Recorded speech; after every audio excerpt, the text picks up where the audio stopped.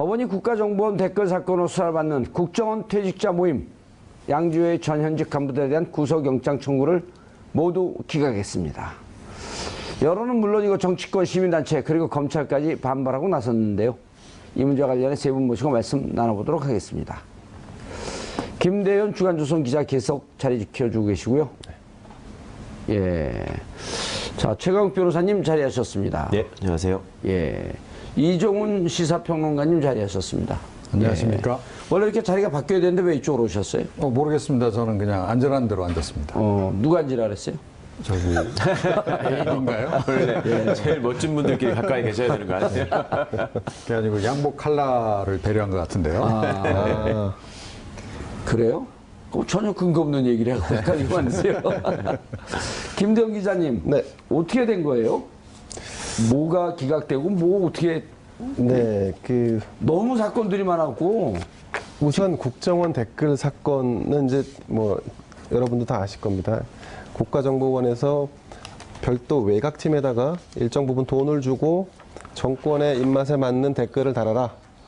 그렇게 해서 운영됐던 곳 중에 하나가 대표적인 곳이 네. 국정원 퇴직자들이 모여있는 모임 양지회라는 곳이 있습니다. 그렇죠. 그 양지회에 전 현직 간부들이 주도적으로 댓글 활동을 벌였다. 그래서 일종의 외곽 팀장들을 운영하고 관리했다.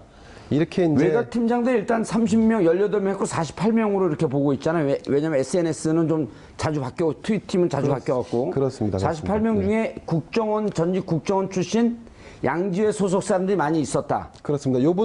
지금 영장이 기각된 요분들도 이른바 외곽 팀장 중에 한 분들로 활동했던 그리고 분들이죠. 네. 일단 국정원 소속이었던 양지회 멤버들이었다. 그렇습니다. 예. 근데 이분들에 대한 증거를 가지고 검찰이 구속영장을 신청했는데 예.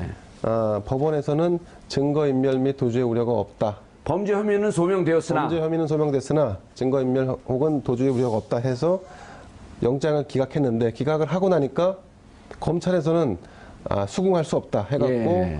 반발을 했고요. 그 반발한 것에 대해서 다시 또 법원이 또 재반박을 하면서 논란이 확산됐던 사안입니다. 그래요? 검찰이 어떻게 반발을, 최강 변호사님 설명 좀 해주시죠. 저게 이제, 범죄 혐의는 지금 화면이 나오는데, 범죄 혐의는 소명되나 수사 진행 경과 등에 비춰 도망 및 증거 인멸의 염려가 있다고 보기 어렵다. 그런데 이제, 박모식이 양지회 현직 간부인가요? 양지회. 네. 은닉한 물건의 증거 가치와 주거, 가족관계 등에 비춰 도망하거나 이 사건 범행에 관한 증거를 인멸할 염려가 있다고 보기 어렵다? 어떻게 해석이 되나요? 원래 구속영장을 발부하려면 사유가 있어야 되지 않습니까? 예. 대표적인 게 주거부정, 증거인멸, 도주우려 이런 예. 것들이 이제 일반적으로 알려져 있는데 거기에 추가로 하나가 더 있는 게 범죄 중대성이죠. 범죄 중대성. 예. 지금 저 영장 기각 사유와 관해서 제일 많이 비판받고 있는 지점은 범죄 중대성을 전혀 고려하지 않았다는 점에 있습니다. 그러니까 판사의 논리는 일단 형식적으로 이게 이제 일반적으로 당연히 생각하실 수 있는 상식적인 비판이라고 하는 게 증거를 인멸하려다가 그것이 발각이 돼가지고 영장이 청구된 사람을 예. 증거인멸의 우려가 없다라고 해서 영장을 기각하면 어떻게 되는 것이냐 이런 얘기를 하는 것인데 당연히 들어야 될 비판이기도 하지만 한편으로 보면 그냥 사건만 놓고 봤을 때 어차피 증거를 인멸하려고 시도했던 흔적, 그러니까 애초에 댓글 달고 이랬던 작업들을 지우고 있었다는 거잖아요. 이게 문제가 될 것 같으니까. 그러니까 그런 것들은 이미 흔적이 다 발견돼 있고 이 사람이 달리 뭐 수사가 거의 다 진행이 돼가지고 범죄 혐의가 다 발각이 돼서 이제 뭐 추가로 증거를 인멸할 것도 없을 것 같다. 이런 생각을. 이제까지 증거 인멸은 다 그 근거가 남아 있고 네네. 앞으로 추가로 뭐 또 증거 인멸할 게 네. 건덕지가 남아 있냐 네. 이런 얘기는 더할 쉽게 것도 얘기하면 없을 것 같다. 예, 그런 판단을 한 것 같은데요. 일견 뭐 맞는 말일 수 있습니다. 그런데 시민의 입장에서 제일 안타까운 거는 그 지점이죠. 그러니까 그 범죄 중대성에 대해서 과연 재판부가 심각하게 고려를 했느냐라는 점에 대해서 저는 좀 물어보고 싶습니다. 그러니까 이 사건이 단순히 어디 가서 인터넷 기사에 대해서 말도 안 되는 댓글을 달아가지고 누군가를 비방하고 자기의 어떤 화풀이를 하고 이런 차원의 문제가 아니라 조직적으로 정부 기구로부터 돈을 받아가지고 또 전직 공무원이었던 사람들이 돈을 받아서 모여가지고 정치적으로 아주 나쁜 행동을 한 거지 않습니까? 그리고 이제 심지어는 선거에 직접적으로 영향을 미치려고 했고. 그렇죠. 그렇다면 민주주의와 헌정 질서를 수호해야 되는 것이 법원의 당연한 입장이고 또 의무이기도 한 것인데 그런 부분은 너무 간과한 게 아닌가 하는 아쉬움이 있습니다. 예, 아까 그 세 가지가 범죄 소명, 도주, 증거인멸 이렇게 됐었나요? 그 구속영장 청구요. 주거 부정. 주거 부정. 네, 증거인멸, 도주 우려, 범죄 중대성. 범죄 중대성. 중대성. 근데 이제 도주, 증거인멸, 주거 부정 이런 거 갖고는 따질 수 있지만 제일 네. 중요한 게 범죄 중대성. 이 댓글 부대가 지금까지 지난 그 이명박, 박근혜 정부, 특히 이명박 정부 시절에 했던 범죄성을 보게 되면 이것은 어마무시한 일 아니냐. 그렇죠. 예. 그리고 수사 기록을 못 봐서 저희가 어느 정도까지 소명이 됐는지는 모르겠습니다만 사실은 검찰은 구속 수사를 통해서 더 밝히고 싶은 부분이 있었을 겁니다. 그러니까 그 댓글 공작을 한 사람들의 숫자, 규모, 내용 이런 것들이 시기가 조금 더 확장되면 확장될수록 더 많아질 수 있고 예. 또 관련된 진술들이 더 나올 수 있었을 텐데 그런 점들을 이제 수사팀으로서는 좀 아쉬워했던 것 같고 그렇지만 그거를 또 공개적으로 뭐 법원의 영장 기각이 잘못된 것이다라고 검찰이 성토하고 나서는 거는 그렇게 저는 잘했다고는 보지 않습니다. 그러니까 그건 명백히 사법부의 권한인 것이고 검찰이 법리적으로 반박할 부분이 있으면 언론을 통해서 점잖게 반박하고 또 재수사나 증거 보강을 통해서 다시 영장을 청구하면 되는 거거든요. 예. 그러니까 법원이 인신 구속에 신중해야 된다라고 하는 거는 우리가 놓칠 수 없는 가치인 것은 맞고요. 그렇죠. 그런데 불구속 수사 및 불구속 재판의 원칙이 있잖아요. 그렇습니다. 그럼 무죄 추정의 원칙도 지켜져야 되는 건 맞고 그걸 또 영장 전담 부장판사들이 앞장서서 지키려고 하는 그런 소명의식 같은 거는 인정합니다만은 안타깝게도 그동안에 우리 이번에 영장을 기각한 우리 오민석 부장의 경우에도 과연 사회적 경제적 약자들에 대해서 똑같은 기준을 제시하면서 구속에 대해서 엄격하게 계속 일관해 왔느냐 그런 입장이 있다면은 이런 정도까지 비판을 받지는 않을 겁니다. 그런데 이런 권력형 비리나 이런 사건에 대해서 유독 더 치밀한 잣대를 대는 거 아니냐라는 의구심은 있는 거죠. 이종 평론가님, 오민석 부장판사 어서 많이 듣던 이름인데요. 그러니까 오병우 전 민정수석 그 영장도 그러니까 기각을 해서 이미 그 당시에 상당히 논란이 됐었죠. 예. 그래서 이제 뭐 약간의 신상 털기도 이루어지긴 했는데 그런데 사실은 그 서울대 선후배 관계라는 거 그거 말고는 서울대 이렇게- 법대는 뭐 많이 있잖아요. 아니, 그러니까요. 그거 그 말고는 옆에 계신 분도 서울대 법대 출신이에요. 그렇습니까? 네. 그래서 사실 그때 뭐 딱히 더 이렇게 더 포착이 되거나 이런 건 없습니다. 자, 그런데 이제 이번에도 이제 역시 이제 이런 결정을 내리니까 뭔가 이 이명박 박근혜 정부하고 좀 내밀한 관계가 있는 거 아니냐라고 하는 그런 이제 일부의 그 추측과 더불어서 예. 이번 기회에 그걸 좀 철저하게 해명을 좀 이렇게 파헤쳐야 되는 거 아니냐라고 하는 예. 얘기도 없지는 않습니다. 네. 그런데 그 이종 평론가님, 뭐 제가 이제 오민석 부장판사를 옹호하고자 하는 것은 아니지만 이명박근혜 정권과 뭐 내밀한 관계가 설사 있었다고 할지라도 이미 그 다 기운 정권 아니에요? 부장판사쯤 돼갖고 그때의 이런 걸 갖고 영장 그 구속영장에 대해서 판단의 근거를 삼는다. 이건 좀 많이 나간 거 아닌가요? 근데 그건 이제 보기에 따라 좀 다른 거죠. 그러니까 예. 앞으로 이분이 어떻게 이제 행보를 가져갈지를 이제 지켜봐야 되는데 예. 만약에 뭐 보수 진영으로 가서 뭐 정치를 하겠다라는 의지가 있다거나 혹시 그렇다라고 한다면 그러니까 이번 행동도 역시 이제 그 연장선에서 이루어진 그런 것으로 게 이렇게 있네요. 볼 수 있는 부분이 있죠. 그런데 네. 이건 뭐 아직까지 우리가 뭐라고 지금 예단할 수가 없는 상황이기 때문에 함부로 단정지을 문제는 좀 일단은 아니다. 예. 예. 최강 변호사님, 일단 영장 전담 판사, 부장판사. 예. 꽤 그 법원 내에서는 에이스고 꽤 요직 아닌가요? 그렇죠. 그 다음에 이런 이제 이게 고등법원 그 부장판사로 승진하는 케이스 아닌가요? 이 자리가? 아주 유력한 자리가 되고 예. 그 전에 한번 통계가 발표됐는데 중앙지방법원의 영장전담 부장판사를 거치고 고등부장 승진을 못한 사람이 한 명밖에 없다는 한 거죠. 명밖에 없었죠. 네, 예, 네. 제 이름까지 기억이 나는데. 네, 네. 예. 그런데 이번 우리 오민석 부장의 경우에는 특별히 구 정권이나 구 권력의 어떤 핵심이나 이런 세력들이 예. 무슨 로비를 했거나 압력을 넣어가지고 이랬을 것 같지는 않고요. 제가 보기에는 그 판사도 사람이다 보니 본인의 철학이 있고 세계관이 있는 것입니다. 그리고 법원에서 나름 선두라고 평가를 받고 요직을 거치는 일종의 엘리트들 사이에서는 예. 은근한 어떤 그 엘리트식 내지는 아주 보수적인 정치적 입장 이런 것들이 존재하는 게 사실이죠. 예. 그리고 그간에 우리 오민석 부장 뿐만 아니라 여러 소위 법원 내부에서 자기들끼리 정통 법관이라고 부르는 사람들의 판결 성향이나 사건을 대하는 자세나 이런 것들을 보면 그 상당히 어떻게 보면 기득권을 유지하는 데 경도돼 있다는 비판을 많이 받고 있었죠. 그러니까 그런 차원에서 지금 양지회라는 사람들이 국정원 직원 출신이고 또 국정원의 업무라고 하는 것이 과거 우리 그 기득권 세력 보수층의 입장은 나라를 지키기 위해서는 불가피하게 좀 어두운 일도 해야 되는 거 아니냐. 그래서 양지회라는 이름도 뭐 거기 원훈이라고 했던 김종필 씨가 써줬다는 거죠. 음지에서 일하면서 양지를 지향한다. 그러니까 이제 양지라는 말을 자꾸 갖다 붙이고 예전에 뭐 저기서 중앙정보부가 운영하는 축구팀도 양지였잖아요. 그렇죠. 그렇죠? 68년도에 창설된 양지팀. 예전 양지팀, 여기 그러네요. 양지회. 예. 저는 양지면 사람으로서 되게 불만인데 양지라는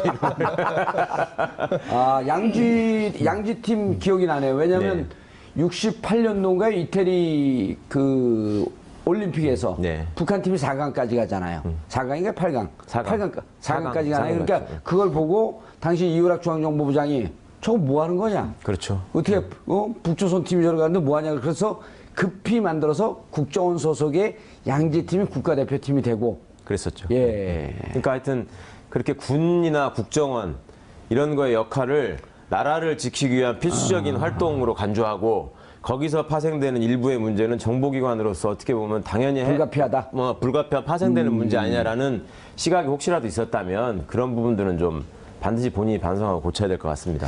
그런데 이번에 그 기소된 분들 중에 박모 씨 같은 경우는 증거 은닉 혐의로 기소가 됐어요. 네. 근데 증거 은닉 혐의는 은닉과 인멸은 거의 종이 한 장 차이 아닌가요? 그렇죠. 그러니까 그 댓글 작업을 해놓고 그거를 들키지 않기 위해서 예. 일부 지우고 뭐 사람들하고 말 맞추고 이런 일을 하다가 지금 잡혔다는 건데 예. 근데 그런 사람을 상대로 증거인멸의 우려가 없다라고 기각하는 거는 사실은 굉장히 이례적이긴 예. 하죠. 구속영장 기재 사실을 자체에 이미 구속영장에 발부돼야 되는 사유가 적혀져 있는데 이미 다 없애버렸으니 이 사람은 구속할 필요가 없다. 이런 논리거든요, 지금. 근데다가 그러니까 이번에 이미 은닉하려고 시도한 예. 그 자료 중에는 아주 결정적인 것도 있었단 말이죠. 그러니까 지금 사실은 PC 하드디스크도 이제 사실은 파쇄를 시도한 거 아닙니까? 예. 그걸 이제 그러니까 검찰이 압수수색을 해가지고 이제 다시 복구를 해서 본이 때려 부신 것도 복구하는 건가요? 그러니까 때려 부시진 않은 거죠. 제가 설명을 잘못 드렸는데. 어쨌든 그 파쇄하려고 했던 것을 이제 다시 압수를 해서 이걸 복원을 시켜봤더니 거기서 나온 게 뭐냐면 월별 그러니까 활동 일지. 예. 이 보고서가 나온 거예요. 이거 굉장히 중요한 보고 아닙니까? 그러니까 댓글 활동 예. 한 달 동안 뭐뭐뭐 했습니다라고 하는 그 내역이 포함된 보고서가 발견이 됐다는 거거든요. 이거 굉장히 결정적인 증거 자료 아닙니까? 게다가 사실은 그러면 앞으로 그러면 추가로 증거인멸할 게 없느냐? 아까 이제 그것도 이제 판사가 고려했을 거라고 말씀하시는데 앞으로 증거인멸할 것들에선 굉장히 더 많다라고 저는 생각을 해요. 그러니까 예컨대 제가 보기엔 이분들이 분명히 단톡방 같은 것도 만들어서 서로 막 연락도 하고 그랬을 것 같거든요. 그렇죠. 그러니까 각자의 휴대폰 이것도 사실은 다 압수 대상이라고 저는 보거든요. 그러니까 팀장급뿐만 아니고 그 밑에 이제 그 팀원들하고도 마찬가지입니다. 그러니까 특히 양지회 같은 경우에는 팀 멤버 구성원도 굉장히 숫자가 많아요. 네. 예. 보통 일반적인 팀은 뭐 5명에서 뭐 10명 뭐 사이 오갔다라고 하는데 이 팀은 그러니까 양지회 사이버 동호회 무려 100명입니다. 네. 그러니까 대규모로 활동을 한 거 아니에요. 예. 그러면 그들 사이에서 분명히 그 100명 소통을 정도면 한 국가의 사이버 체계를 들었다 놨다 그럴 수 있는 거죠. 그러니까 한 명이 하루에 10개씩만 댓글을 단다고 해도 예. 보십시오. 1000개 아닙니까? 그 팀에서만 생산되는 댓글 숫자가. 예. 자, 그렇다면 이 사람들 간에 서로 그렇게 소통하는 뭔가 분명히 있었을 것이고. 댓글만 생산한 거 10개씩만 해도 10개 그 일도 아니거든요. 그렇죠. 이 키보드 워리어들 앉으면 뭐 한 100개, 뭐 200개 하고 또 리트윗하고 날리고 그러면 우리나라 SNS 체계를 거의 사실은 거의 장악하고 예, 움직일 그러니까 수 있는 바로 그겁니다. 그렇기 때문에 아직도 제가 보기에는 이분들이 계속 증거인멸들을 하고 있을 것이다. 그런데 그거를 고려를 안 했다라고 하는 게 사실은 이번에 이제 영장 기각과 관련해서 더욱더 상식적으로 납득이 안 되는 부분이죠. 어떤 분이요 이종훈 평론가를 딱 찍어서 저한테 문자가 보내와갖고 이종훈 평론가가 여기서 하는 입장과 다른 방송국에서 하는 평이 틀리다. 맞춤형 평론을 하고 있다. 그러면서 이종훈 평론가를 막 비판한 거야. 지금 들어보세요. 무슨 얘기인지 알겠어요. 저는 귀가 얇은 사람이 아니거든요. 네. 근데 그게 반복적으로 다른 경우를 한 2번쯤 들어오니까 저 시간이 없어 죽겠는데 진짜 너무 시간이 없어 죽을 시간 넘는 사람인데 이종훈 평론가가 다른 데서 한 걸 들여다보고 앉아 있었던 거예요. 인터넷 찾아보고 댓글이 이렇게 영향을 주더라는 거예요. 근데 보니까 안 그런데? 똑같이 얘기하는데? 근데 이 댓글이 2번쯤 들어오고 그렇게 하면서 몰고 간단 말이죠. 예, 보니까 좀 그래서 어느 날 순간 우리 PD 작가들한테는 물었어. 다른데요? 좀 입장이 틀리대는데 그러니까 PD 작가도 아닌 것 같은데요? 근데 의심스럽고 제가 직접 본 거예요. 그런데 그런 부분이 있어요. 뭐냐면 여기서 다루는 이슈를 다른 뭐 예를 들어 종편이나 이런 데서는 다루질 않습니다. 기본적으로. 이런 댓글 이슈라든가 이런 거를 아니, 잘 근데 어쨌든 제가 댓글에 영향을 받는다는 걸 그렇기도 얘기해 하고 주는 거예요. 또 우리 정봉주 앵커가 질문하는 그런 류의 질문을 또 안 해요. 네. 무슨 얘기인지 아시겠죠? 그러면 제가 잘 모르겠어요. 답을 할 수 있는 건 굉장히 한다는 건가요? 제약적일 수밖에 없다. 아니, 굉장히 구체적으로 하시죠. 그러니까 저는 사실 여기 와서는 굉장히 구체적으로 제가 말씀을 드릴 수 있는 겁니다. 근데 지금 핵심은 정말 글이 문자가 오잖아요. 제 전화번호 공개가 돼 있으니까 그럼 문자 많이 와요. 방송 끝나고 나면. 근데 그걸 보고 영향을 안 받지가 않는다. 그러니까 아니, 댓글 아무것도 아닌 것 같지만 댓글을 보면 실질적으로 많은 분들이 난 이 기사를 이렇게 봤는데 예를 들어 증거인멸 지금 한 것도 증거인멸할 수 있지라고 하는 게 댓글이 읽어도 쫙 달려봐요. 그럼 맞네? 이렇게 영향이 간다는 아니 거죠. 그게 아니고요. 이번에 저 댓글 쭉 이렇게 이 사람들이 다른 거 이렇게 쭉 이제 언론에 나오지 않습니까? 뭐 지금 노모 전 기획실장이 달았다는 댓글 이런 거. 그걸 지난 대선 때 제가 보면서 뭐 이런 생각도 할 수 있겠네라고 수긍했던 것들도 있더라는 거죠. 그러니까 생각을 해보십시오. 일반 국민들 얼마나 영향을 많이 받겠습니까? 아니 정치평론가에게 영향을 주는 댓글을 썼다? 그러니까 개 중에는 그런 것들도 있더라는 거죠. 어마 씨, 어마 무시할 때 어마. 네. 허리케인 어마가 지금 오고 있어요. 지금 한창 플로리다를 통과하고 있죠. 플로리다 통과하고 있어요. 허리케인 어마. 그건 모르세요? 정치평론가는? 알죠. 아니, 김대영 기자님. 네. 검찰의 반응이 재밌어요? 아까 이제 최강 변호사는 네. 검찰이 이렇게 반응하는 거 옳지 않다 이렇게 했는데 내용을 보니까 상당히 좀 감정도 섞여 있고 이제까지 기각된 거에 대해서 좀 켜켜이 뭐가 좀 쌓여 있었던 것 같은 느낌이 좀 드는데. 그래서 검찰의 반응이 오버액션이다. 이런 댓글도 많이 달린 것 같습니다. 그 국회의원들이 또 다르나요? 그건 잘 모르겠습니다만. 근데 이제 아시겠지만 정 의원님은 이제 정치를 하셨으니까 예. 큰 상권을 치를 때, 이를테면 대선을 치를 때 각 캠프에서도 캠프 산하에 조그만 팀을 두고 조그만 사무실에서 상대편의 나쁜 얘기들은 퍼날리기도 하고 우리 편 좋은 얘기들은 댓글도 막 달고 하지 않습니까? 그러니까 민간의 영역에서 벌어지는 것은 일정 부분 그 법의 한계를 넘어서지 않는 한 일정 부분 용인되는 부분이 없잖아 있습니다. 그렇죠. 근데 지금 이 부분은 문제는 정부 그리고 또 국정원이 개입돼서 이 댓글을 달고 했다는 거지 않습니까? 근데 제가 양지회라고 하는 거는 사실 엄밀히 얘기하면 현직 국정원 직원들은 아니잖아요. 그러니까 물론 그렇죠. 퇴직해서 양지회라고 하나의 모임을 만들고 있고 하는데 이 모임에 있는 직원들, 그러니까 실장을 했던 분이나 지금 현재 뭐 그 간부로 있는 분에 대한 영장이 기각됐다고 해서 검찰이 이렇게까지 법원에 대해서 불만을 표출하는 것은 일반 국민들 대중들이 볼 때는 좀 납득하기 어려운 부분일 수 있습니다. 한번 좀 보여주시죠. CG로. 예를 들면 이게 심리 전단장을 했던 뭐 민병 얼마 전에 검찰 출두해서 또 조사를 받고 갔는데 그런 국정원의 잠깐만요. 네. 예외시 기각되고 또 그 다음 건데요. 그 내용이. 자, 이 사유를 자, 이게 네. 검찰은 법원의 결정을 존중하고 감내왔으나 최근 1년의 구속영장 기각은 이전 영장 전담 판사들의 판단 기준과 차이가 많은 것으로서 납득하기 어렵다. 이게 애들르지 않고 직접적으로 했어. 그 다음 것도 한번 보여주시죠. 국민들 사이 법과 원칙 외에 또 다른 요소가 작용하는 것이 아닌가 하는 의구심도 제기되고 있어. 이른바 음모론이죠. 이게 뭐 전 정권과 연관되어 있는 거 아닌가? 뭔가 정치적인 고려라든가 이런 게 있지 않느냐. 결국 사법제도 자체에 대한 불신으로 귀결될까 우려된다. 그 다음에 이제 그 선언문을 썼어요. 네. 결기를 다지면서 영장 전담 판사들이 이런 입장에 굴하지 않고 엄정하고 철저하게 계속 수사해 나갈 거. 우리 대학 때 봤던 대자보 내용인데요, 저건. 근데 저게 설득력이 떨어지는 게 사실 일반 대중은 판사를 접할 일이 그렇게 흔치 않잖아요. 근데 이제 우리가 가장 일상적으로 아, 저는 사법하면 일반 대중은 아니네. 판사로 수시로 접했으니까. 사법하면은 검사를 먼저 떠올리게 되는데 예. 검찰 조직이 왜 개혁의 대상으로 떠올랐냐? 김 검사와 박 검사와 최 검사가 하는 수사가 다르다. 그래서 나한테 불편부당하다. 이게 이제 일반 대중의 목소리였단 말이죠. 예. 근데 그런 거를 일반인 대중이 기관, 검찰을 상대로 해서 표출할 수는 있겠지만 검찰이 기관 대 기관인 법원을 상대로 해서 표출한다는 거는 제가 볼 땐 약간 검찰 스스로에 대한 자질도 좀 문제 삼을 수 있는 부분이 아닌가 싶습니다. 최 변호사님, 저렇게 격앙된 반응을 보인 것도 이례적이지 않나요? 그럼요. 그러니까 일단 뭐 다른 고려가 있는 아닌가 의심한다. 이거는 지극히 정치적인 공격이라서 적절하지 않은 것 같고. 예. 그런데 일견 검찰의 입장을 이해하자면 이렇게 바라볼 수 있는 측면은 있습니다. 저게 서울중앙지검 이름으로 발표가 됐었잖아요. 예. 검찰의 입장이.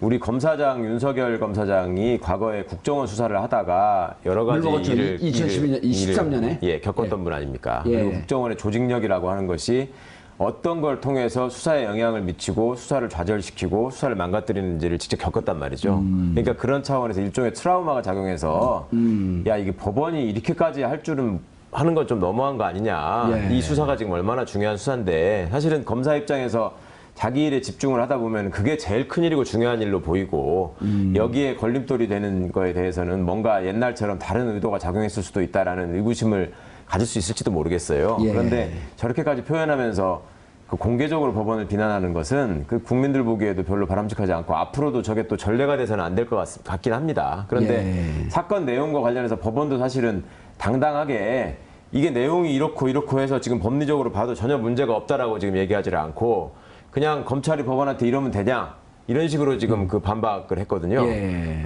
그렇게 보면은 법원도 지금 여론의 심각성을 좀 인식은 하고 있는 것 같고요. 그리고 앞으로 검찰의 보강 수사에 따라서 얼마든지 달라질 여지는 있을 것 같습니다. 다시 재청구하면 나올 가능성도 이제는 예. 오민석 판사가 계속 하지는 않을 거 아니에요. 예, 그렇죠. 다른 판사가 할 뿐만 아니라 이제 추가 증거가 또 더 나오지 않았습니까? 예. 최근에. 국정원 예. 엔터팀. 그렇죠. 예. 그리고 뭐 다른 문건 관련해서 또 더 나오고 있었으니까 그런 게 보강이 되면 이번에는 또 그 지난번에 이재용 영장 기각 후에 발부된 것처럼 예. 우병우는 한 번 기각됐나요? 두 번 기각됐나요? 두 번 기각됐죠, 우병우가. 두 번이죠. 네. 최 변호사님, 보통 사람들이 이제 이 판사, 네. 검사를 접할 기회가 없잖아요. 이제 우리 뭐 수시로 검판사를 접하고. 그런데 어떻습니까? 판사하고 검사하고 같이 사법고 실패했고 서로 감정이 원래 있나요? 좀 아웅다웅 하나요? 원래는 그렇지가 친구분들도 않은데 많을 거 아니에요. 지내다 보면 이제 아무래도 그 조직의 특성이 다르니까 그 논리에 아무래도 자기가 더 길들여지기가 쉽고 검찰 입장은 사실은 우리나라 검찰이 세계적으로 없는 막강한 권한을 갖고 있는 그 집단이다 보니까 예. 법원이 영장을 발부할 것이 맞고 전적으로 사법부인 법원의 권한이거든요. 예. 근데 그거에 대해서 저렇게 언론을 동원하거나 아니면 직접 나서서 하는 경우는 사실은 외국에서는 찾기가 어렵죠. 근데 이제 우리나라 검찰이니까 있는 일이고 또 말씀하신 것처럼 우리나라 검사들은 아니 같은 시험 봐가지고 같은 연수원에서 똑같이 시험 봐가지고 지금 갔는데 너나 나나 똑같은 거 아니냐 똑같이 대등하게 해야 되는 거 아니냐 이렇게 해가지고 법원이 무죄 판결을 하더라도 그거에 대해서 대놓고 잘못했다고 사과하는 경우가 없잖아요. 그냥 예. 법률가로서 견해가 달랐을 뿐이다 이런 식으로 넘어가는 경우가 많은데 그러니까 이거는 지금 그런 차원에서 검찰이 만약에 문제를 제기한 거라면은 잘못된 것이고 그렇지만 그런 차원의 큰 틀에서 문제는 있지만 법원도 범죄의 중대성을 과연 심각하게 고려했는지에 대해서는 틀림없이 비판받아야 할 지점이 있다. 예. 알겠습니다. 이종훈 격투기니까님 이렇게 물어볼 뻔했어요. 또 오늘 아침에 낮에 커피 마시다가 그 UFC 김동현 선수 예. TV에서 볼 때는 한번 붙으면 한번 해볼 만하겠다 했는데 보니까 엄청 크더라고요. 등치가 이만해갖고 그래서 이종훈 격투기로 생각이 자꾸 들어갔고 저만 보면 자꾸 두려워지세요? 예. 지금 개그 날리시는 거죠? 네. 자, 국정원 엔터팀. 야, 이 정도쯤 되면 이게 한겨레 21에 하호영 기자가 특종을 한 건데 제가 3주 전서부터 이제 뭐 다른 방송에 나오라 했더니 뭐 하는 게 있다고 못 나오겠다고. 그래도 이제 마침내 어제인가 그제 통화했더니 제가 문서 하나 들고 있는 게 있습니다. 왜냐면 오늘 어제 발부가 됐나 오늘 발부가 됐나요? 오늘 아침에 한겨레에서 먼저 보도가 나왔죠. 예, 그다음에 한겨레 20일 나왔죠. 어제 네. 새벽에 저는 이제 새벽에 자니까 새벽에 기사 뜨기 시작하더라고 어제 밤 늦게서부터 국정원 엔터팀 대통령이 직접 안보로 챙기는 에어포스 원 이런 영화 같은 국뽕 영화를 만들자. 네, 그런데 이게 영화에 한정해서 이야기를 하기 시작하면 이건 안 된다라고 저는 봐요. 제가 지난번에 말씀드렸잖아요. 그러니까 예. 이 댓글 작업하고 예. 그러니까 민간인 불법 사찰이 이게 동전의 앞뒤면이다. 같이 진행됐다라고 제가 말씀드렸잖아요. 댓글과 그러니까 민간인 불법 사찰. 예, 그러니까 이게 뭐냐면 영화계에 대한 불법 사찰을 사실은 한 거 아니에요. 예. 민간인 불법 사찰도 있었고요. 그렇죠. 그러니까 영화계에 대한 민간인 불법 사찰이 그건 거죠. 그래서 영화 감독에 대해서도 불법 사찰을 하고, 또 어떤 감독이 어떤 영화를 만들지도 파악하고, 또 이제 우파 지향적인 영화를 만들 만한 사람이 누군지도 파악하고, 그래서 필요하면 사실은 자금 지원도 해주고 해서 영화를 지금 만드는 거죠. 그러니까 물론 이제 이 오늘 보도된 그 박근혜 대통령을 소재로 한 그런 영화는 만들어지지 아니했으나, 그러나 그 비슷한 류의 영화들은 만들어진 거로 지금 보도도 나오고 있는 거 아닙니까? 국제시장이라든가 연평해전 이런 것도 사실은 상당히 국정원이 작용을 해서 만들어졌을 가능성이 높은 영화로 지금 이제 보도가 나오더라고요. 그럼 제작사 조인 다 때려서 나온 영화다라고 이렇게 알려지지 않았나요? 그렇죠. 그런데 그게 뭐냐 하면, 그러니까 국정원이 다 그런 걸 파악을 해서, 그러니까 지금 투자 배급사를 우선 집중적으로 접근을 해서 국정원 직원들이 거기 작업을 해서 이런 영화를 만들도록 하고, 또 사실은 약간 진보 성향의 영화는 나오지 못하도록 막고 그걸 한 거죠. 이게 그러니까 그 사람들에 대한 기본적인 불법 사찰 정보를 토대로 해서 한 거예요. 예. 자, 보십시오. 이번에 이 엔터팀 소속이 어딘가요? 우리가 그 이름을 많이 들었던 바로 그 추명호 국정원의 우병우 라인이면서 육사 41기 추명호 국장 아닌가요? 국장 맞죠? 그렇죠. 예, 네, 또 알자회 멤버인 그 사람이 담당한 것이 뭐냐면 국내 정보 수집하는 파트잖아요. 이른바 국내 그러니까 정보관들, 그러니까 정보관들을 다 장악해서 관리하는 파트의 국장이었단 말이죠. 정보보안국, 그죠? 자, 거기에 엔터팀이 만들어져 있었다라는 얘기인데, 그러니까 엔터팀만 있었겠습니까? 분명히 뭐 언론팀도 있고 다 있었을 거예요. 자, 그래서 이제 이번에 드러난 것은 사실은 이제 그 추명호 국장 휘하에서 이뤄졌던 대규모 불법 사찰과 민간인 불법 사찰과 그거를 통한 직간접적인 그런 어떤 그 정치적인 압력들, 그런 것들의 한 부분이 지금 드러난 거다. 예. 물론 이제 가장 심각한 분야인 건 분명하죠. 예. 김대영 기자님, 저 팀이 제가 알기로 이제 그 아주 오래 전서부터 2013년 10월에 특종을 했던 사이버 사령부 그 추적하던 그 팀들이거든요. 네. 탐사보도 팀 출신에. 그리고 이제 또 개인적으로 사감을 갖고 오는 건 아니지만 우병우를 또 오랫동안 추적을 하고 그러다가 이제 본사 언론서부터는 저분들이 방송에 나오면 이제 절독률이 높아지니까 예. 이른바 이제 물을 먹고 한 그 주간지로 한 건데 또 특종을 터뜨렸어요. 그런데 저 기사를 보면 댓글로 사람들의 심리를 조작하려고 했고, 문화산업을 통해서 사회 여론을 정말 조작하려고 했고, 어찌 보면 그냥 객관적으로 봐도 너무 끔찍한 일을 한 거 아닌가요? 그렇습니다. 근데 제가 기자 신분이기 때문에 예. 제 판단을 좀 덧붙이자면 국정원 직원을 누구나 만날 수 있습니다. 뭐 이를테면 저도 마찬가지고 여기 계신 분들도 마찬가지일 텐데, 그게 이제 만약에 엔터팀이 있었고 이 엔터팀이 어떤 결과물을 만들었다라고 하는 근거 자료가 있어서 이 기사가 완성도가 높았으면 그럼 더 좋았을 텐데, 이거는 이제 예컨대 어떤 영화계에 있는 특정 인사의 워딩을 근거로 기사를 쓴 거다. 물론 이 워딩이 믿을 만한 충분한 근거가 있다면 당연히 기사로 소화할 수 있는데, 그냥 이 자체로만 놓고 본다면 과연 이 엔터팀이 얼마나 잘못된 부정한 일을 했는지에 대해서는 사실 좀 확 와닿는 부분이 좀 적습니다. 그리고 또 영화라는 것은 기본적으로 국내 영화 시장은 굉장히 협소하기 때문에 영화 시장에서 살아남기 위해서는 탑 레벨에 있는 감독들이 선택할 수 있는 선택지가 굉장히 좁습니다. 예. 그런데 지금 여기 국정원 직원이 접촉했던 이분과 나는 대화로 미뤄봤을 때 예컨대 예를 드는데 에어포스원을 예를 든다거나 예. 이런 거로 볼 때 제가 볼 때는 이 탑 레벨의 감독은 아니지 않았을까 하는 생각도 좀 들고요. 그래서 이 엔터팀의 전체적인 전반적인 이 활동 상황에 대한 조사가 만약에 이루어진다고 하면 명확히 어떤 예산을 가지고 어떤 영화를 만들려고 했는지에 대한 좀 데이터가 좀 있어야 될 것 같습니다. 그래야지 좀 우리가 좀 정말로 이런 짓까지 서슴없이 했단 말이야라고 예. 해서 공분을 살 수 있지 않을까. 지금 이 기사는 그 전 단계에 있지 않나 싶습니다. 기자의 감으로서요. 보통 그 첫 번째 기사에서 완전 꼭지를 따른 경우는 없잖아요. 예를 들어 이렇게 툭 던져놓고 네. 대응이 나오는 걸 보고 또 만약 이 부분에 대해서 조금 더 추가된 부분이 저는 이제 뭐 조금 더 있다 이제 이렇게 들었는데 네네. 그렇게 보면서 조금 더 기사가 나오길 기대하는 건가요? 아니면 좀 경쟁사니까 좀 배 아픈 시기의 질투로 시기 질투의 마음으로 좀 폄하하는 건가요? 뭐 배는 아프지 않습니다만 화장실에 가고 싶은 생각은 들어요. 표정은 별로 안 좋아요, 근데.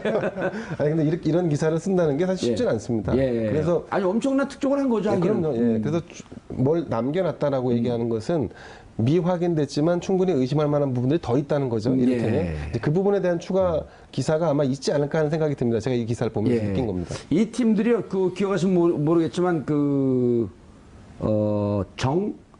미용실 기억이 안 나는데 박근혜 대통령 세월호 당일날 아, 예. 그 청와대 들어서 올림머리를 했다라고 하는 정치 자매. 정모자매. 네. 예, 그 미용실 네. 그 토니 앤 가이 이렇게 이름이 기억이 나네요. 토니 앤 가이 그 미용실을 네네. 그 특종으로 그 기사를 잡아냈던 그 팀들이거든요. 부럽습니다. 네. 저는 독자 입장에서 좀 충격적으로 느꼈던 게 예.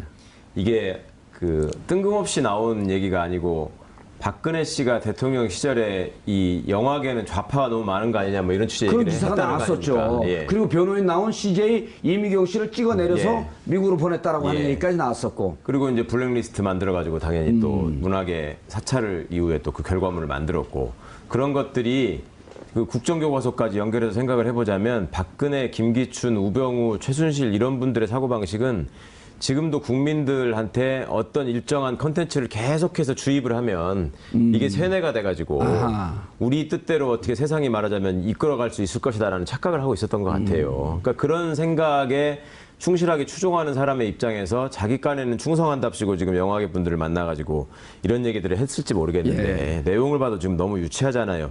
대통령이 직접 액션을 해가지고 무슨 주인공으로 멋지게 나오는 영화를 해주면 30억 주겠다 막 이런 얘기인데 이게 얼마나 문화를 모르고 얼마나 세상에 뒤처진 발상입니까? 예. 그러니까 이게 망할 수밖에 없는 정권이었다는 생각이 들어요. 아니 근데 이런 거 있죠. 예를 들어서 딱 그 간첩이 들어가고 청와대에서 뭐 테러를 하려고 그러는데 올림머리에서 비녀를 딱 빼고갖고 팍 던지고 간첩 목에 탁 맞고 이렇게 죽고. 그러니까 이 대한뉴스 시절에 이제 향수가 있는 거죠. 네, 전 대통령은. 대한뉴스 하면 우리 시청자들 못 알아들어요. 아, 예. 그러니까- 대한뉴스. 그러니까 극장에 딱 가서 영화 보기 전에 무조건 대한뉴스 나오는 거 아닙니까? 예. 그거 봐야 이제 본 영화를 볼 수 있는. 그러니까 그 시대에 대한 향수가 박근혜 전 대통령 머릿속에 꽉 있었던 거죠. 예. 그때는 온 국민이 일치단결해서 산업 역군으로 활동을 했는데 아니 이렇게 해줘. 이제는 뭐 그때 예. 뉴스 기억나세요? 대한뉴스 박정희 대통령 각하께서는 100만 수출탑을 하사하시고 네. 수출 100만 달러 수출을 했다고요. 잘 어울리시는데 의외로. 예, 그러니까 이제 그 마인드를 가지고 접근을 이제 한 건데, 근데 문제는 뭐냐면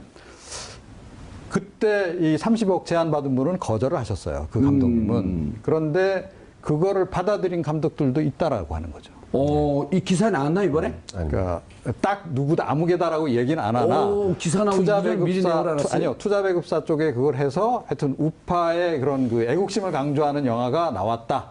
예를 들면 뭐 국제시장과 하여튼 그 두 개의 영화를 연평해전 두 개를 지금 그둘 다 들어놨어요. CJ에서 제작한 거 아닌가요? 그러니까 어찌됐건 그게 지금 이제 이번 보도에는 포함이 돼 있거든요. 그러니까 그런 것이 어느 정도는 드려졌다라고 하는 부분도 우리가 함께 봐야 한다 이렇게 생각을 합니다. 예. 정봉주의 품격 뉴스였습니다. 아니 제가 영화계의 큰 손 아니에요 사실은. 아, 그러셨습니까? 예, 잘 모르시잖아요. 전 영화계 양손인 줄 알았습니다. 예, 네. 제가 30년 동안 매주 한 번도 빼놓지 않고 영화를 계속 봤습니다.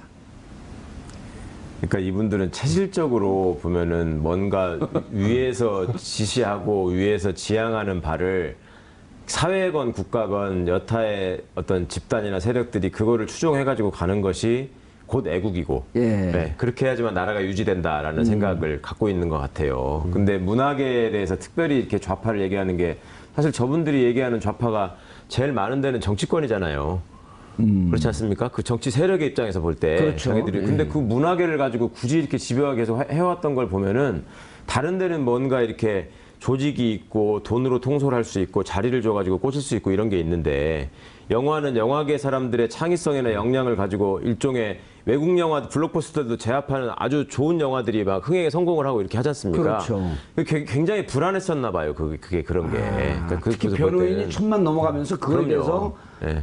그 무척 불안한 감을 그 노출을 시켰다라고 예. 하는 그 흔적들이 있잖아요. 암살 같은 영화도 사실은 그 최동훈 감독이 무슨 정치성 있는 영화를 만드는 사람이 그러네요. 아닌데 거기서도 친일파들을 정말 정면으로 그렇죠. 질타하고 예. 그다음에 우리가 하여튼 끝까지 싸워서 살아있다는 걸 보여줘야 된다. 예. 이런 대사들이 회자되고 이런 것들이 자기들 입장에서는 이게 굉장히 비수로 와서 그 박혔던 거 아닌가 마지막에 싶어요. 전지현 씨가 암살하면서 임시정부 주석의 명을 받들었습니다. 뭐 이런 대사가 무척 감동적이거든요. 네네. 근데 사실 반대 현실성이 입장에서 없는 볼 때는 건데. 자, 김대영 기자님. 네. 그럼 이게 이제 국정원 사건을 수사하는데 뭔가 좀 새로운 증거가 되나요? 아직까지 그 새로운 증거로 이 지금 엔터팀의 활동을 검찰이 채택하기는 어려울 것 같습니다. 예. 우선은 아까 말씀드린 대로 어떤 특정인의 진술이라는 것은 반대 진술도 또 들어봐야 되는 그렇죠. 부분이고 그 반대 진술이라고 하는 부분에서 양자가 받아들이는 입장이 다 다를 겁니다. 근데 예, 사실은요. 무언가 실마리는 될 것 같죠. 그렇죠. 그러니까 이 댓글 운영 부분도 그렇고, 그러니까 이명박 정부 시절에 하던 것을 박근혜 정부는 그대로 받았을 가능성이 굉장히 높거든요. 그러니까 국정원 운영 패턴도 똑같았을 것이다라고 저는 봅니다. 예. 자, 그렇다면 이명박 정부 시절에 이루어진 것 가운데 이제 댓글 활동 부분은 상당히 밝혀졌는데 제가 지난번에 말씀드린 국정원의 이거와 사실 댓글 활동과 거의 동면의 양면이라고 할 수 있는 그 민간인 불법 사찰. 예. 국정원의 그 활동 부분은 안 드러났어요. 예. 저는 그것을 팔 수 있는 어떤 한 계기는 될 계기가 거다 이렇게 되겠다. 생각합니다. 알겠습니다. 대한민국 경제 규모는 세계 11위. 대한민국 정치 수준은 후진성을 면치 못하고 있습니다. 하지만 대한민국 국민의 수준은 그 세계 어느 나라의 국민보다도 민주의식이 높은 국민임이 이미 지난 촛불 때 입증이 됐습니다. 박근혜, 김기춘, 우병우 그리고 최순실 이 네 분만 아마 대한민국 국민의 수준이 미숙하다고 판단한 것 같습니다. 9월 11일 월요일 정봉주 품격시대 마치겠습니다. 감사합니다.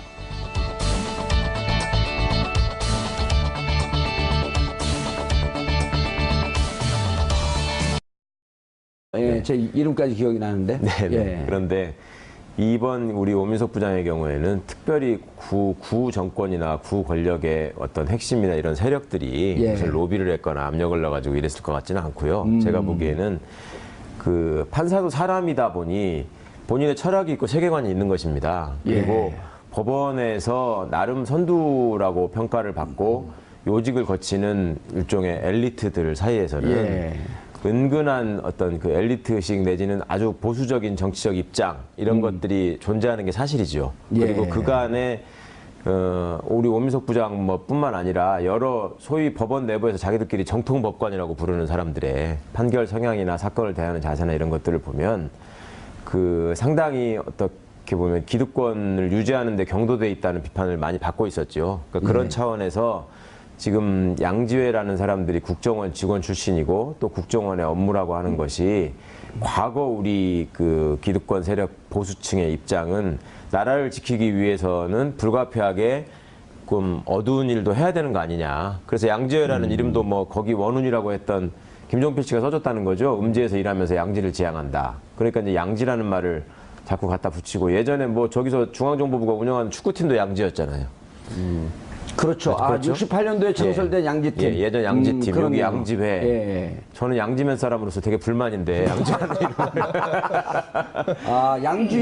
양지팀 기억이 나네요. 왜냐하면 68년도인가에 이태리 그 올림픽에서 네. 북한 팀이 4강까지 가잖아요. 4강인가 8강? 4강. 4강까지 가네요. 4강 그러니까 맞죠. 그걸 보고 당시 이우락 중앙정보부장이 저거 뭐 하는 거냐? 그렇죠. 어떻게 북조선 팀이 저러 갔는데 뭐 하냐? 그래서 급히 만들어서 국정원 소속의 양재팀이 국가대표팀이 되고 그랬었죠. 예. 그러니까 하여튼 그렇게 군이나 국정원 이런 거의 역할을 나라를 지키기 위한 필수적인 활동으로 간주하고 거기서 파생되는 일부의 문제는 정보기관으로서 어떻게 보면 당연히 불가피하다.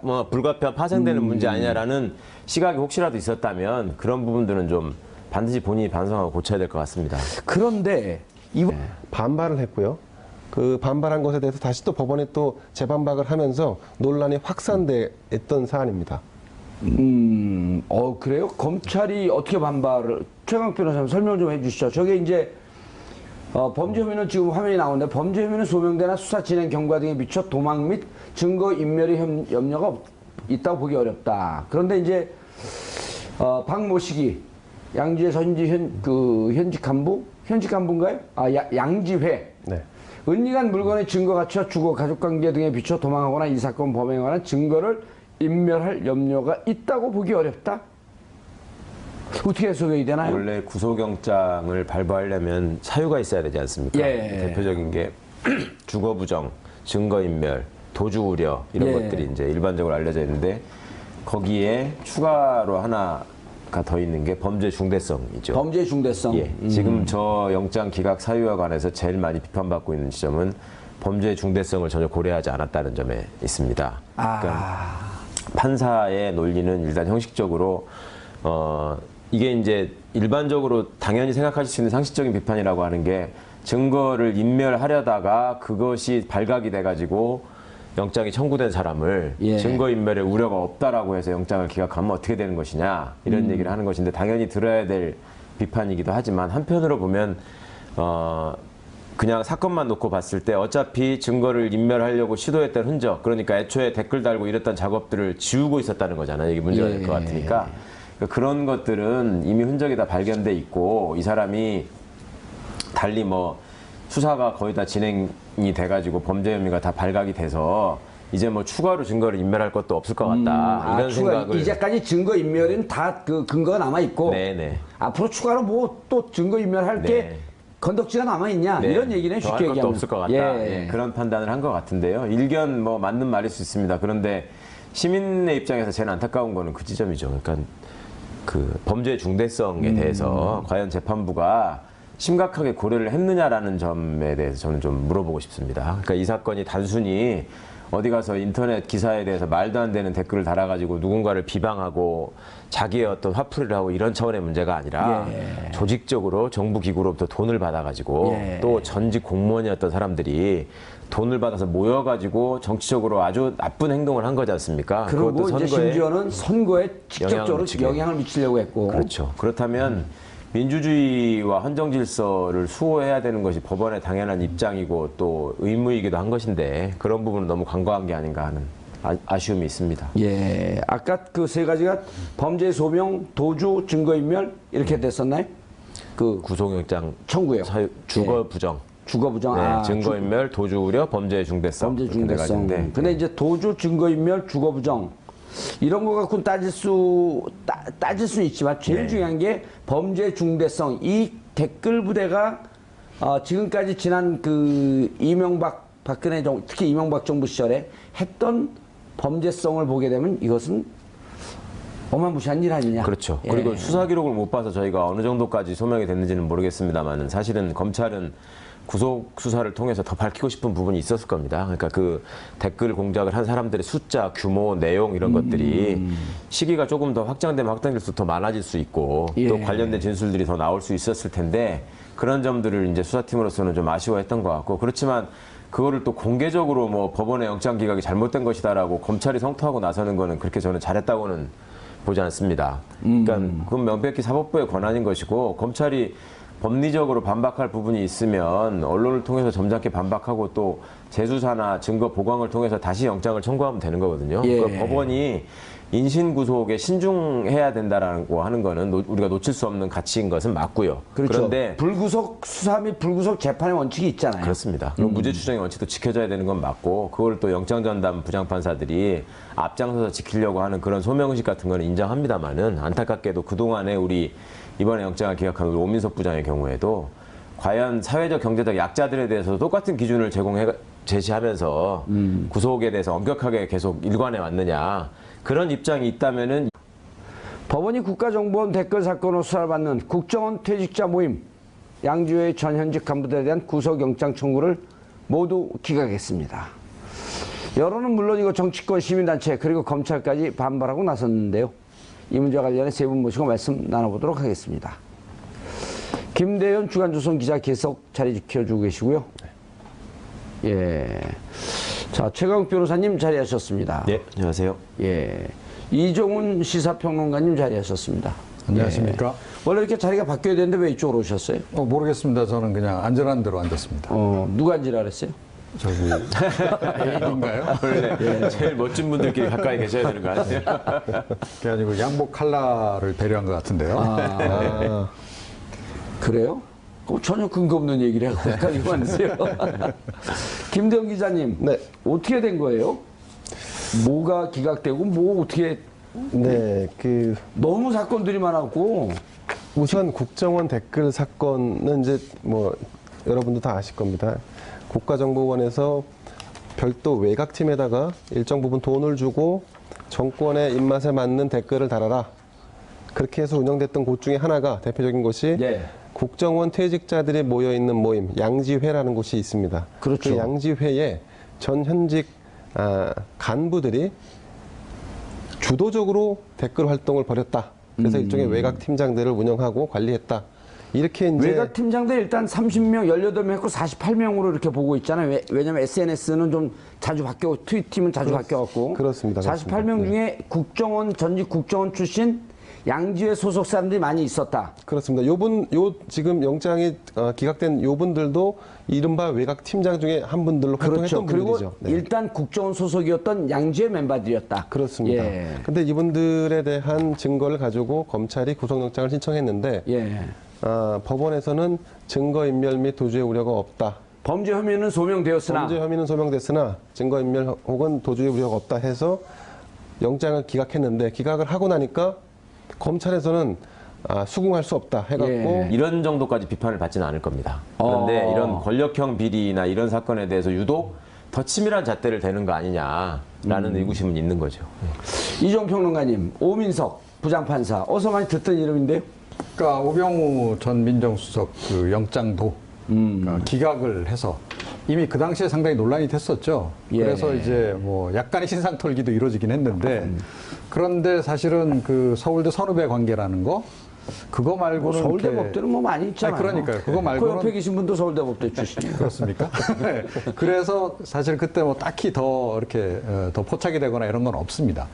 자, 그런데 이제 이번에도 이제 역시 이제 이런 결정을 내리니까 뭔가 이 이명박 박근혜 정부하고 좀 내밀한 관계가 있는 거 아니냐라고 하는 그런 이제 일부의 그 추측과 더불어서 예. 이번 계획을 좀 철저하게 해명을 좀 이렇게 파헤쳐야 되는 거 아니냐라고 하는 예. 얘기도 없지는 않습니다.